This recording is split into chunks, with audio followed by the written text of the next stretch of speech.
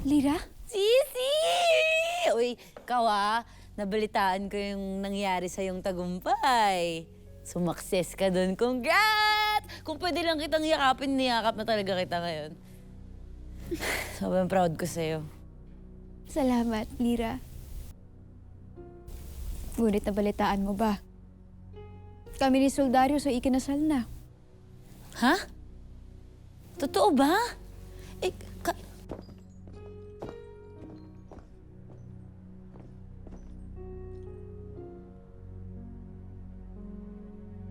Please, please, please.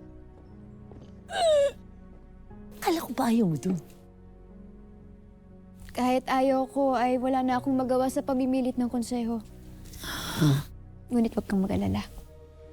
Hanggang mag-asawa lang ang aming turing.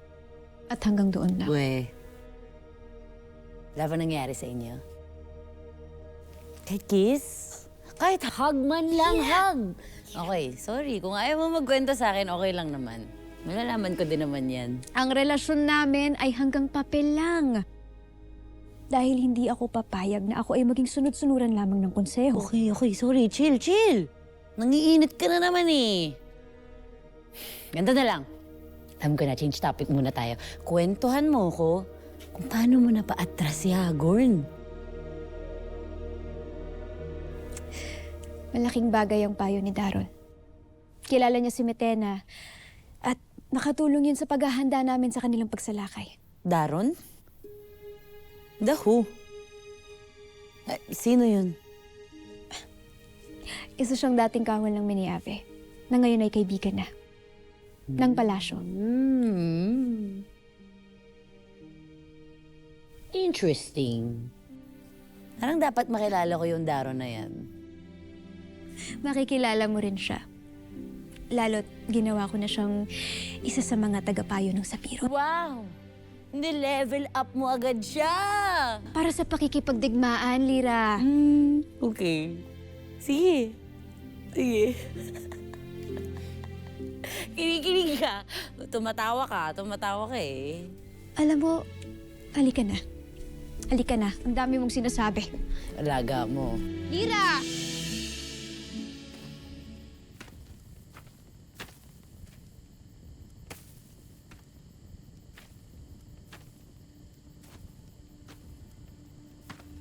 Nadaig kayo ng isang hamak na hana. Na gaya ni Armea, isa lamang siyang maliit na pasneya kung tutusin. Wala pa siya sa kalingkingan ng mga dating sangre, pero nadaig kayo. Ano kayo, mga inutil?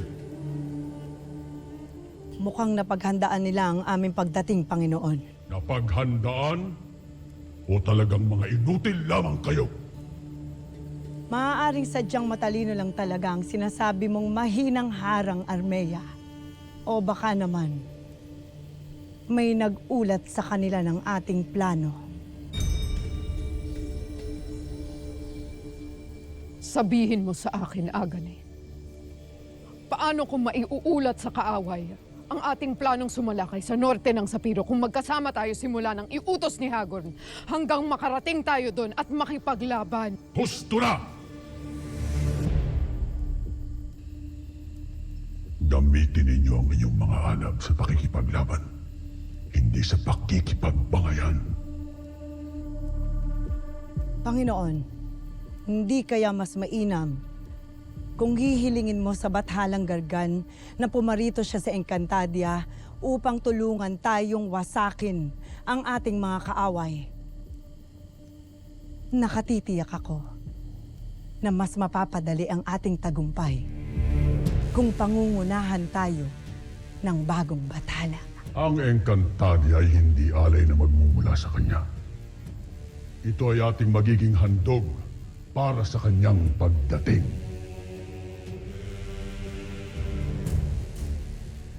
Pagdating, kailan siya darating, Hagorn? Kapag nadaig na niya, sa mundo ng mga tao, ang mga sanggring dumaig at nagpabagsak sa iyo. At huwag kang mag-alala dahil malapit nang maganap niyon.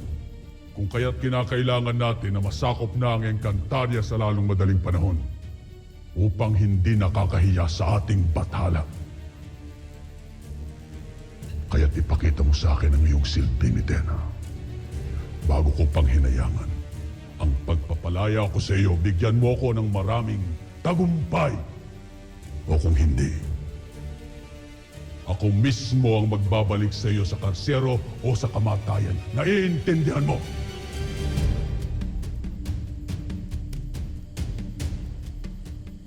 Malinaw, Hagor.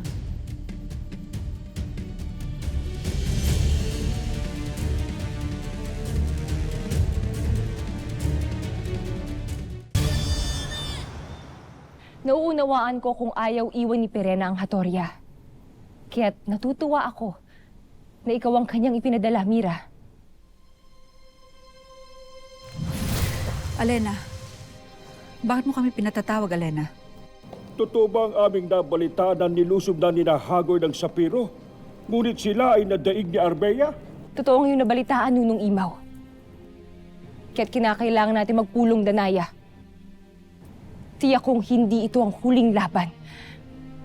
Babalik si Hagorn, hindi man sa Sapiro. Maaaring sa Adamya, sa Hatoria, o dito, sa Lireo.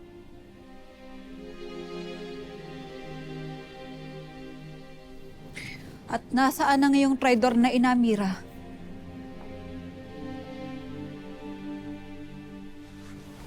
Natatakot ba siya makiharap sa akin? Kaya't ikaw ang naririto? Ashti, naunawaan ko ang iyong nararamdaman. Ngunit maaari bang isang tabi mo muna ang iyong galit sa aking Ada? Bilang may kinakaharap tayong digmaan ngayon. At tinitiyak ko rin sa inyo na ang aking Ada ay nananatiling may matatag na paninindigan upang tiyaking hindi na mapapasa kamay ni Hagorn o ng mitenang yun ng buong Encantadia. Tama si Mira, mahal kong sangre, Danaya. Isang tabi niyo muna ni Perena ang inyong hidwaan o samaan ng loob. Ang mahalaga ngayon ay magkaisang lahat para sa Encantadia. Kung ganun, Alena, anong pinaplano mong gawin? Paano natin mapapangalagaan ang buong Encantadia?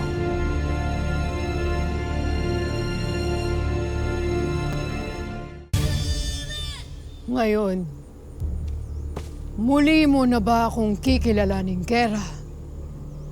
O gigilitan kita sa leeg? Maawa ka, mahal na Kera. Muli kitang paglilingkuran. Kondor, huwag mo lang akong patayin.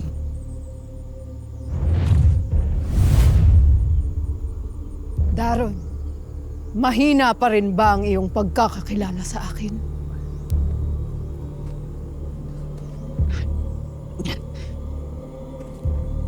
Ano pang hinihintay niyo? Sugurin niyo siya!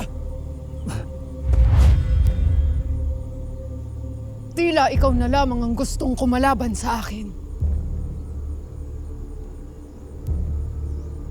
Hulihin ninyo si Daron at paluhurin siya sa aking harapan. Sumpain kami, Dena. Sumpain kayong lahat!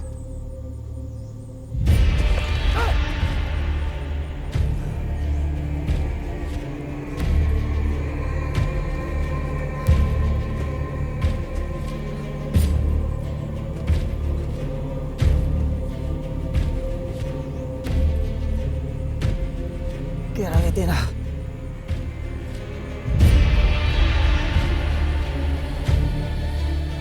Sa susunod na pagkikita, kailangang paslangin ang taksil at suwail.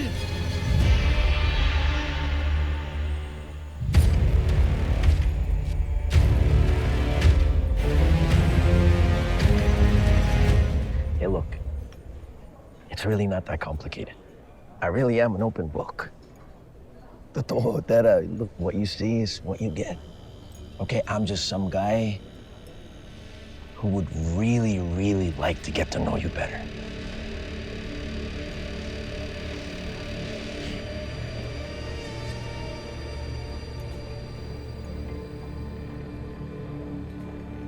Come on, is that so hard to believe? Bakit? Bakit nga?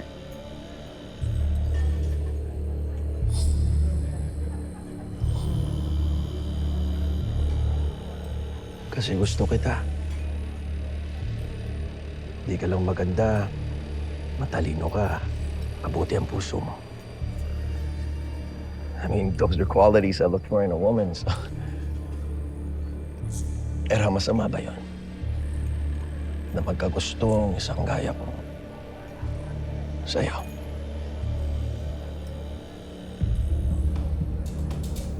Come on, I hope that clears it up. Does it? Because if it does, look, I would really like to get a chance to know you better. Please. Hindi mo ako kailangan bulahin. Sino ka ba talaga? Elmo.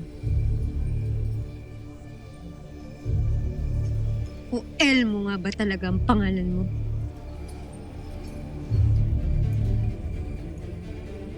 Bakit, Tera? Sino ba ako sa palagay mo?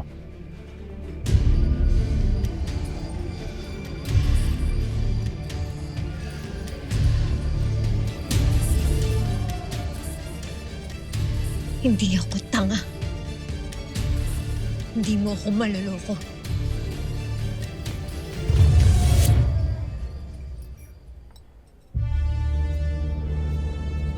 Gusto mong malaman kung sino akong talaga? Halika.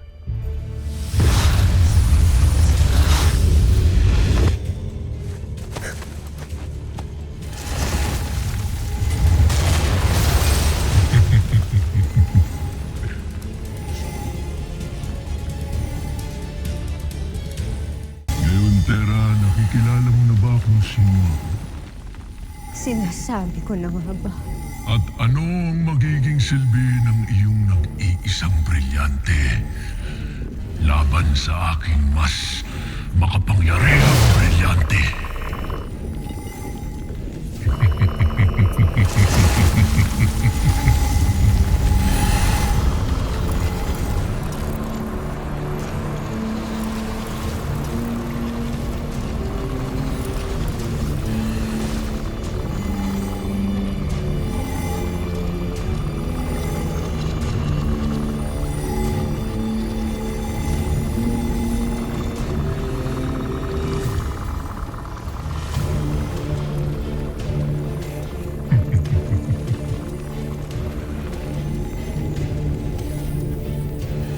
Huwag ka nang lumaban pa, Tera. Isuko mo na lamang sa akin ang iyong brilyante.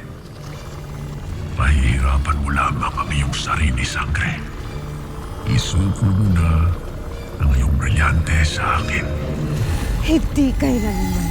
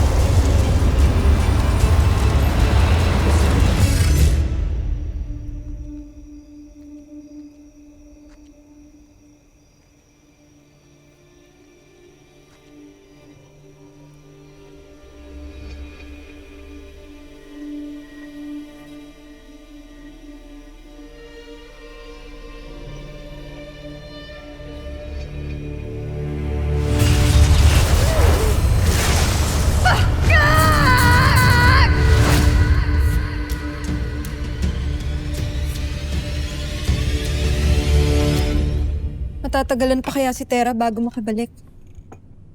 Dapat hindi. Sabi niya, dito raw siya magdi-dinner. Ano yun, Nunong Pawpaw? Kakain. Chichibog. Maghahapunan. Nunong Pawpaw! Nunong Pawpaw! Gaya, May nangyayari kay Tera. ano? Nakita ko sa aking isipan na meron siyang kaharap na isang makapangyarihang nilalang na nakakatakot ang itsura.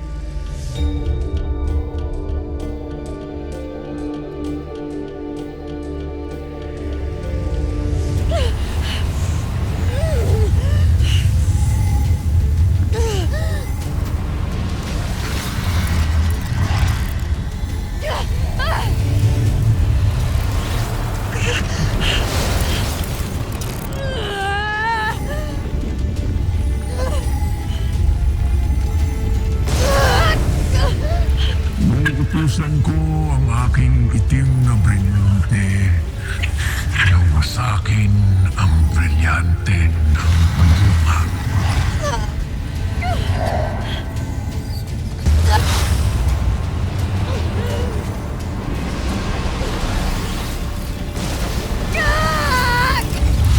Baka si Gargan ang nakikita ni Gaia sa kanyang isip. Maaring nanganganib si Terra. Kung gayon ay puntahan na natin siya ngayon din. Subalit nasaan siya? Iyo bang nakita kung saan siya naroroon? Hindi malinaw.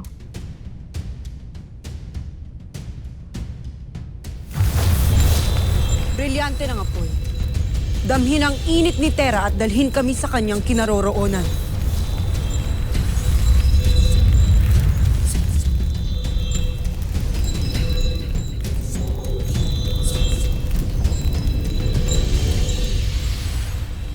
Bakit ayaw? Pagsanibin na natin ang ating mga kapangyarihan.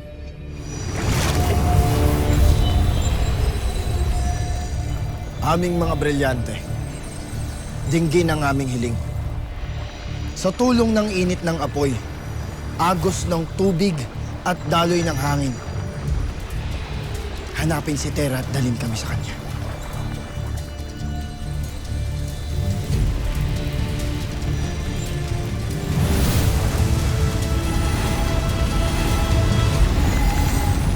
Kampas mo, Rahet!